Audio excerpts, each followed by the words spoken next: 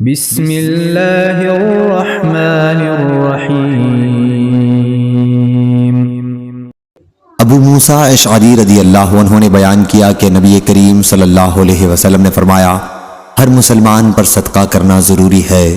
صحابہ کرام رضی اللہ عنہم نے عرض کیا اگر کوئی چیز کسی کو صدقے کے لیے جو میسر نہ ہو، آپ نے فرمایا پھر اپنے ہاتھ سے کام کرے اور اس سے خود کو بھی فائدہ پہنچائے اور صدقہ بھی کرے۔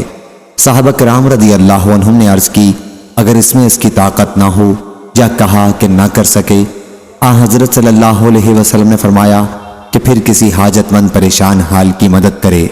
صحابہ کرام رضی اللہ عنہم نے عرض کیا اگر وہ یہ بھی نہ کر سکے، فرمایا کہ پھر بھلائی کی طرف لوگوں کو رغبت دلائے یا امر بالمعروف کا کرنا عرض کیا، اور اگر یہ بھی نہ کر سکے، حضرت صلی اللہ علیہ وسلم نے فرمایا کہ پھر برائی سے رکا رہے، یہ بھی اس کے لیے صدقہ ہے۔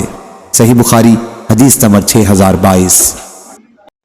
عدی بن حاتم رضی اللہ عنہ نے بیان کیا کہ نبی کریم صلی اللہ علیہ وسلم نے جہنم کا ذکر کیا اور اس سے پناہ مانگی اور چہرے سے اعراض و ناگواری کا اظہار کیا، پھر حضرت صلی اللہ علیہ وسلم نے جہنم کا ذکر کیا اور اس سے پناہ مانگی اور چہرے سے اعراض و ناگواری کا اظہار کیا۔